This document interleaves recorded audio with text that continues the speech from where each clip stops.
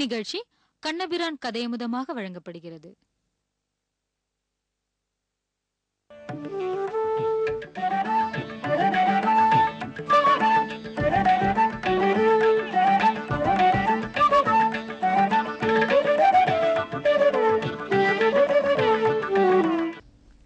நிகம கல்பதரோர் கலிதம் பலம் சுகமுகாத் அமிர்தத்ரவ சயுதம் பிபத பாகவதம் ரசமாலயம் முகுரஹோ ரசிகாபுவி பாவுகாக.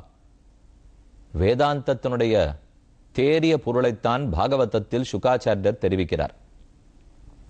பரமவேதாந்தியான வேதவியாசர் தம்முடைய பிரம்மசூத்திரத்திலே வேதாந்தத்தின் உண்மையான கருத்தை எடுத்துரைக்கிறார். மனிதனுடைய நல்வாழ்க்கைக்கும் ஆனந்தத்துக்கும் சாந்திக்கும் முக்திக்கும் வழிகாட்டுபவை வேதாந்தமாகிற உபனிஷத்துக்களே.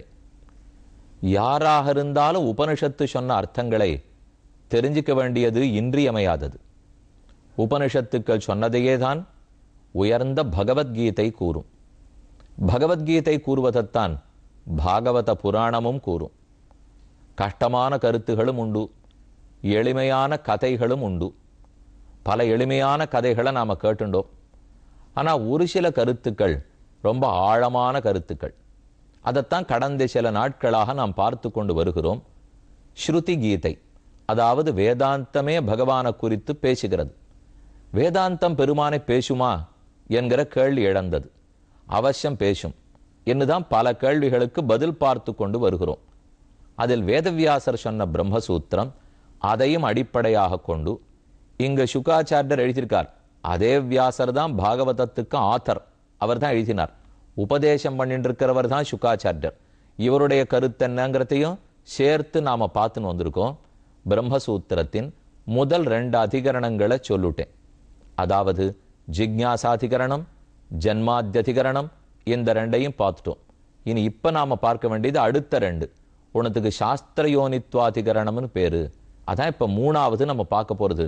சூத்திரமே சாஸ்திரயோனித்வாத். இதுக்கு அடுத்தது தத்து சமன்வயாத்.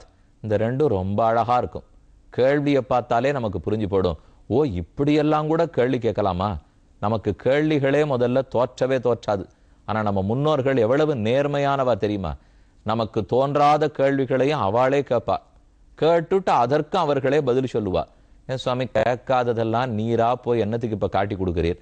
பேசாம விட்டுருந்தா கேள்வியே எழும்பாது இருந்திருக்குமோ இல்லையோன்னா, இன்னைக்கு கேள்வி இல்லாத இருக்கலாம், ஒருத்தருக்கு கேள்வி இல்லாத இருக்கலாம். ஆனா எத்தனையோ பேருக்கு இந்த கேள்வி வரலாமே. இன்னைக்கு இல்லாவிட்டாலும் நாளைக்கு இந்த கேள்வி தோன்றலாமே. ஆனா சாஸ்திரம் அத்தனை நாளைக்காகவும் எந்த காலத்துக்கும் சேர்த்து தானே பதில் சொல்லி வைக்கும். இல்லைன்னா இத்தனை லட்சம் வருஷங்கள் ஓடினாலும் உபனிஷத்துக்களோ ராமாயணமோ பாகவதமோ இன்னைக்கும் ஒரு துளி அப்பழுக்கில்லாமல் மாற்று குறையாமல் விளங்குகிறதுன்னு சொன்னால், அப்ப திருக்காலத்தையும் உணர்ந்திருக்கிற ரிஷிகள் பார்த்து எழுதி வைத்ததல்லவா? அதனால்தான் இதுக்கு இத்தனை பெருமை. இந்த விஷயத்தை நான் சுரண்டிருக்கிறச்சேவே இங்க பக்கத்துல இருக்கிறவாள்லாம் எனக்கு சொன்னா, யாரெல்லாம் ஒலிப்பதிவு பண்ணிட்டு இருக்காளோ ஒளிப்பதிவு பண்றாளோ, சுவாமி ஆரோ சில பேர் கொஞ்சம் திருப்தியா கேட்டுட்டு இருக்கா, நீர் இதே மாதிரி இன்னும் கொஞ்ச நாள் சொன்னீர்னா என்ன ஆச்சு இவருக்கு, நன்னாத்தானே கதை கேட்டுன்னு இருக்கோம், ஏன் ஒண்ணுமே புரியாதபடி சொல்ல ஆரம்பிச்சுட்டார். நிச்சயமா அடியும் புரியாதபடிக்கே சொல்லலை. கண்டிப்பா எல்லாருக்கும் புரியணுங்கிறதுக்காகத்தான் மெதுவா சொல்லிட்டு இருக்கேன். அப்படியே ஒருவேளை புரியலையா, ரொம்ப கஷ்டப்பட வேண்டாம். வேதவியாசர் இவ்வளவு உயர்ந்த கருத்துக்களை சொல்லியிருக்கார். நாம இப்பேற்பட்ட சம்பிரதாயத்தை சேர்ந்தவா. பக்தி அவ்வளவு உயர்ந்தது. கண்ணன் அப்பேற்பட்டவன். அவனிடத்துல பக்தி பண்ணா முக்தி கொடுத்துட போறார் அப்படின்னு தெரிஞ்சு பேசாம கேட்டுன்னு இருக்கிறதுல ஒன்றும் தப்பு வந்துட போறது இல்லையே. இப்போ ஒரு துளி புரியாமத்தான் போயிட்டோமே. நம்ம பிசிக்ஸ் படிக்க போறோம், கெமிஸ்ட்ரி படிக்க போறோம். அப்படியே எல்லா ஃபார்முலாவும் 100% தெரிஞ்சுவிட்டா நம்ம பரீட்சை எழுதிட்டு வந்தோம் இல்லையே. அதே போல இங்கேயும் இப்போ அப்படியே தெரியணும். அங்கேயாவது தெரியலன்னா மார்க்கை குறைச்சி போட்டுடுவா. இங்க என்ன பெருமாள் வைகுந்தத்தை தான் குறைச்சு கொடுத்துட போறாரா, இல்லை என்னுடைய தரிசனத்தை குறைச்சுனுட்ட போறேன்னு சொன்னாரா? நீ இது புரியலேன்னாலும் பேசாம கேட்டபார், அந்த உன் ஆதரவுக்கே கொடுக்கிறேன்னு பகவான் சொல்லிட போறார். அதனால நம்ம கிட்ட அவர் புத்திசாலித்தனத்தை எதிர்பார்க்கல, ஈடுபாடு, ஆசை, அன்பு. பெருமான் சொல்லியிருக்கார், வியாசர் சொல்லியிருக்கார், சுக்கர் சொல்லியிருக்கார், வால்மீகி எழுதியிருக்கார். எனக்கு என்னவோ ஏதோ நான் கேட்பேன், திரும்ப திரும்ப அந்த புஸ்தகத்தை எடுத்து வச்சுன்னு வாசிப்பேன். இந்த உறுதியும் ஈடுபாடும் வந்துடுத்துன்னு வச்சுங்க, தன்னடையே பெருமானுக்கு ரொம்ப பிரியமா படுறது. அதனாலே அடியன் சொன்னத்துக்கெல்லாம் பயந்து பட போறது இல்லை. இப்போ யார் எவ்வளவு நேரம் இந்த மாதிரி புரியாம பேசினா இவெல்லாம் கேட்க மாட்டாள்னா, அடி எனக்கு ஒன்னே ஒண்ணுதான் நனவு. பகவத்கீதை 735 நாள் நடந்தது, கேட்டீர்கள். இன்னைக்கு எத்தனாவது நாள் ஆயிடுத்து? 500 நாள் பாகவதம் கேட்டுட்டோம். இப்பவும் கேட்டுக்கொண்டு தானே இருக்கிறீர்கள். ஆக மொத்தத்துல இத்தனை நாள் 735 500 1235 நாள் கேட்டிருக்கீங்களே, கண்டிப்பா விட்டுட்டு பட மாட்டீள் அப்படிங்கிற நம்பிக்கையினால தான் சொல்லிட்டு இருக்கேனே தவிர, இத்தனை நாளைக்கு உங்களுக்கும் தெரிஞ்சிருக்கும் இவர் இப்படியே தான் ஏதோ சொல்லிட்டு இருக்க போறார், வேற வழி இல்லை, நாமும் இப்படியே தான் கேட்டு இருக்க போறோம். ஆம், இதுல நான் சொல்லுவதற்கோ இன்னொருத்தர் சொல்லுவதற்கோ ஒண்ணும் இல்லை. சாஸ்திரம் என்ன சொல்லியிருக்கோ அதை திரும்ப திரும்ப கிளிப்பிள்ளை ஆட்டம் சொல்லிட்டு போறோமே தவிர, இதுக்கு மேல சொல்றதுக்கு ஒருத்தருக்கும் புத்தியும் கிடையாது, ஒருத்தருக்கும் தெரியவும் தெரியாது. அதனால கண்டிப்பா கேட்கணும், மனசுல நன்னா ஆழமா பதிச்சு வச்சுக்கணும். பகவான் எப்பேற்பட்டவன், அவனை எப்படியெல்லாம் ஆக்ஷேபிச்சிருக்கா, வேதங்கள் எவ்வளவு உயர்ந்தவை, உபனிஷத்தும் கீதையும் பாகவதமும் நமக்கு எவ்வளவு தெளிவா கருத்துக்களை சொல்றது அப்படிங்கிறத புரிஞ்சுக்க வேண்டாமா? கண்டிப்பா புரிஞ்சுப்பேன். அந்த நம்பிக்கையோட தான் இப்ப நான் சொல்லிட்டு இருக்கேன். மேல அடுத்து பார்ப்போம். அதாவது மற்றொரு பிரமாணத்தால் அறிய மாட்டாத பொருளையே வேதம் சொல்லும். இது ஒரு முக்கியமான சட்டம். அதாவது புதுசா இருக்கக்கூடியதைத்தான் வேதம் சொல்லும், உண்மையானதை தான் வேதம் சொல்லும். இந்த ரெண்டு கண்டிஷன் வச்சுங்க.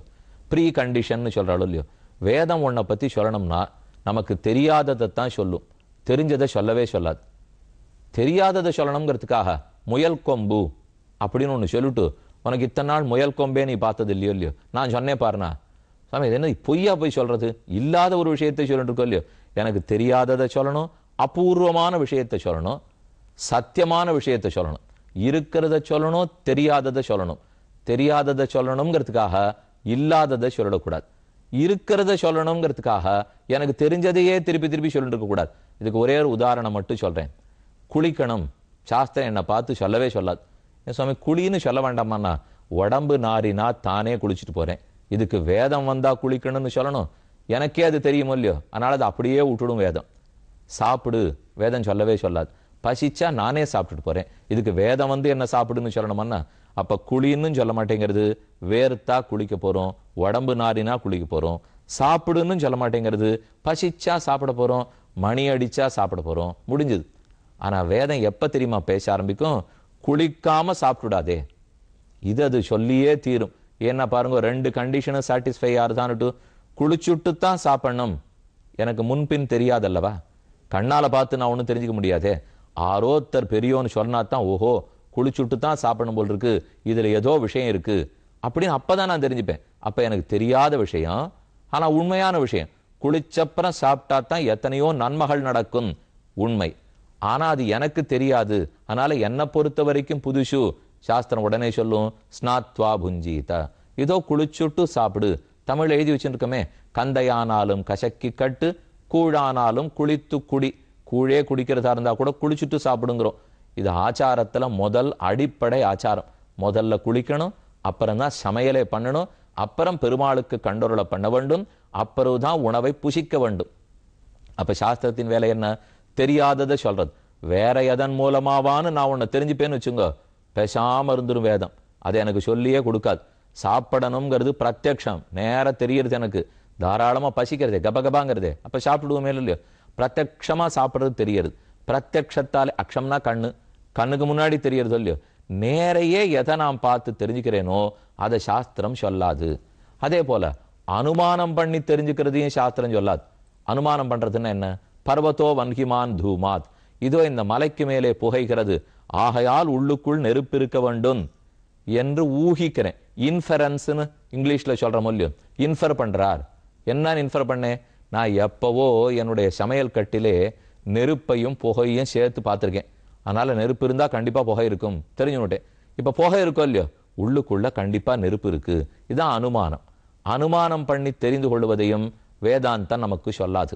ஏன்னா சாஸ்திரம் ஒன்ன சொல்ல போறதுனாலே வேற ஒரு சோர்ஸ் ஆஃப் நாலேஜ், வேற ஒரு பிரமாணம், ஒரு சோர்ஸ் ஆஃப் வேலிட் நாலேஜ், அது ஏதானு ஒண்ணு சொல்லிடுத்துன்னா சாஸ்திரம் அதுல கையை வைக்கவே வைக்காது. தான் மட்டும் சொல்லணும். அது சொல்லலைன்னா நம்மால அந்த விஷயத்தை தெரிஞ்சிக்கவே முடியாது. இப்படி எந்தெந்த பொருட்கள் உள்ளனவோ அதை மட்டும்தானே சாஸ்திரம் சொல்லணும். இப்ப என்ன ஆட்சேபம் பாருங்க, மற்றொரு பிரமாணத்தால் அறிய மாட்டாத பொருளையே வேதம் சொல்லும்.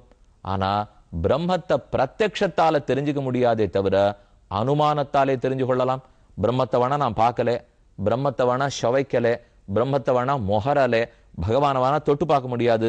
ஆனா பிரம்மம்னு ஒருத்தர் இருக்காருன்னா அனுமானம் பண்ணிவிடலாமே சுவாமி. எப்படி அனுமானம் பண்ணுவீர்னா, இதோ மலைக்கு மேலே புகை இருந்தபடியால் உள்ளுக்குள்ளே நெருப்பு இருக்கிறது என்ற அனுமானம் பண்ணி தெரிஞ்சுட்டேன்னா, அதே போல ஒரு குடத்தை பண்ணணும்னா குயவன் இருந்துதானே ஆகணும்.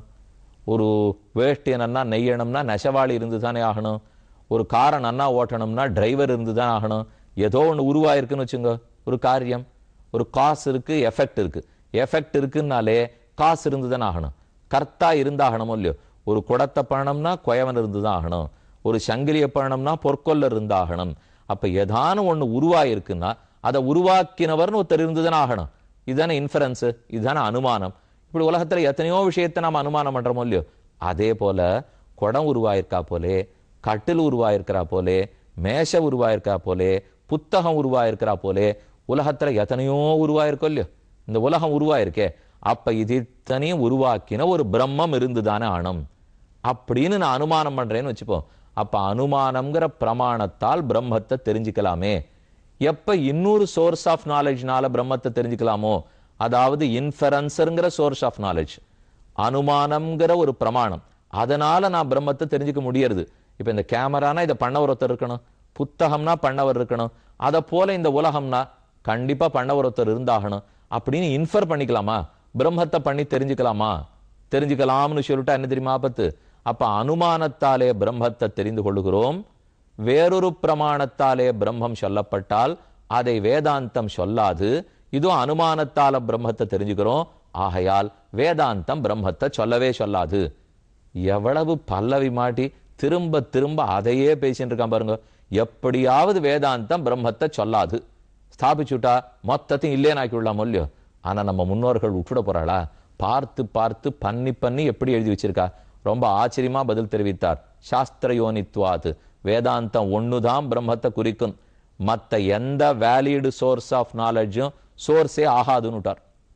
ஏன் அனுமானம் பண்ணி தெரிஞ்சுக்க கூடாதுன்னா, தப்புன்னு தவறுமா அனுமானம் பண்ணாதே. ஒரு குடத்தை குயவன் பண்ணான்னு வச்சிருந்து உலகத்தை பகவான் பண்ணான்னு அனுமானம் பண்ண போனா, இந்த குடம் பண்ற அளவுக்கு தான் இந்த குயவனுக்கு சக்தியே, ஞானமே, திறமையே. இந்த குயவனை வச்சிருந்து பிரம்மத்தினுடைய சக்தி, பிரம்மத்தினுடைய அறிவு, பிரம்மத்தினுடைய திறமை, இது எல்லாத்தையும் முதல்ல எக்ஸ்ட்ராபோலேட் பண்ணலாமா? அதுவே தப்பு இல்லையா? என்னத்தை எக்ஸ்ட்ராபோலேட் பண்ணணும், என்னத்தை அனுமானம் பண்ணணும்னு கிடையாதா? அளவுக்குட்பட்ட சக்தி படைத்தவன், அளவுக்குட்பட்ட அறிவு படைத்தவன் குயவனோ நெசவாளியோ நானோ நீங்களோ. நம்மளை வச்சிருந்து அளவுக்கே உட்படாத சக்தி படைத்த பிரம்மத்தை அனுமானம் பண்றதுங்கிறது தப்பாத்தான் போய் முடியும். அதனால அனுமான பிரமாணத்தால பிரம்மத்தை தெரிஞ்சுக்க முடியாது. சாஸ்திரம்தான் பிரம்மத்தை அறிவிக்கும். அதுதான் மூணாவது, சாஸ்திரயோனித்வாத். பதில் சொல்றார், பிரம்மத்தை அனுமானத்தாலோ வேறு எந்த பிரமாணத்தாலோ அறிய முடியாது. ஆகையால் வேதமே பிரம்மத்தை சொல்ல வல்லது என்றும் பார்த்துட்டோம். இப்ப கடைசி தத்து சமன்வயாத், ரொம்ப அழகான ஆக்ஷேபம். அடைய வேண்டிய பயனையும் அதற்கு வழிமுறையையும் வேதங்கள் கூறும். வேதம் எதை தெரியுமா சொல்லும்? இதோ ஜோதிஷ்டோம யாகம் பண்ணு சொர்க்கத்துக்கு போ, வாயவை யாகம் பண்ணு சொத்தை அடைவாய், புத்திரகாமேட்டி யாகம் பண்ணு பிள்ளை பிறக்கும் அப்படின்னு உயர்ந்த அடைய வேண்டிய ஒரு புருஷார்த்தம், அடைய வேண்டிய ஒரு பயன், அதை சொல்லும். அந்த பயனுக்கு வழிமுறைகளை எடுத்து சொல்லும். இதுதானே வேதமோ வேதாந்தமோ செய்யும். பிரம்மம் பயனா இருக்காரான்னா, அவர் அடைய வேண்டிய பயனாக எப்பவான் இருக்காரா? அவர் அடையறதுக்கு வழியை ஏதான்னு சொல்லணும்னா அவர் முதல்ல அடையப்படுபவரா இருக்காரா? ஜோதிஷ்டோமம் பண்ணி சொர்க்கத்துக்கு போலாம், அந்த மாதிரி எல்லாம் ஒண்ணும் பிரம்மத்தடத்தில் இருக்கிறதா தெரியலையேன்னா என்ன அப்படி சொல்லிட்டாய்? இருக்கிறதுலயே அடைய வேண்டியதுல உயர்ந்த பயனே அவர் தான். அதை புரிஞ்சுக்க வேண்டாமா? அதையா என்ன வேதம் எதை சொல்ல வேண்டும்? பயனை அடைதலை சொல்ல வேண்டும், பயனை அடைவதற்கு வழிமுறைகளை சொல்ல வேண்டும். பிரம்மம் பயனா? பிரம்மம் புருஷார்த்தமானா? எல்லாருக்கும் மிகச்சிறந்த புருஷார்த்தமே பிரம்மம் தானே. அறம் பொருள் இன்பம் வீடுங்கிற இடத்தில் வீடுங்கிறது தானே மிக உயர்ந்த பயன். பகவான் அடைவது தானே பயன். அப்ப பயனான பிரம்மத்தை வேதாந்தம் சொல்லுவது உச்சிதம், அதுதான் நியாயம்.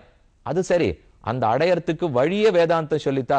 ஜோதிஷ்டோமம் பண்ணு சொர்க்கம் போனது, வாயவியாகம் பண்ணு சொத்தை சேர்த்துக்கோனுது, புத்திரகாமேட்டி யாகம் பண்ணு பிள்ளைய பெற்றுக்கோனுது, என்னத்தை பண்ணு மோட்சத்துக்கு போலான்னு சொல்றது.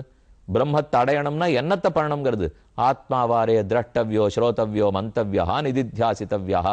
பிரம்மத்தை தியானம் பண்ணு, உபாசனம் பண்ணு, பக்தி பண்ணு, நிதித்தியாசனம் பண்ணு, அனவரதம் சிந்தனை பண்ணு, பண்ணு பிரம்மத்தை அடைவாய் என்ன புருஷார்த்தமா சொல்றதே. இன்னத்தை பண்ணி பிரம்மத்தை அடைன்னு சொல்லியோ. அப்போ வழி பயன் ஆகிய தொடர்பும் அவை இரண்டும் பிரம்மத்திடத்தில் பொருந்தும். ஆகையால் என்ன வாதத்தை எடுத்து வைத்தாலும் கண்டிப்பா வேதங்கள் பிரம்மத்தை கூறும். பிரம்மமே அடைய வேண்டியதில் மிகச்சிறந்த பயன் புருஷார்த்தம். ஆகவே தியானம் பக்தி ஆகிய வழியால் பிரம்மத்தை அடைவதையே வேதமும் வேதாந்தமும் கூறும். அப்ப உலகிலோ வேதத்திலோ அனைத்து சொற்களும் பிரம்மத்தைத்தான் கூறும் என்று பார்த்து நாம முடிச்சுட்டோம். இனிமே ரொம்ப ஆச்சரியமான ஸ்லோகத்திலிருந்து தொடங்கணும், பார்ப்போம்.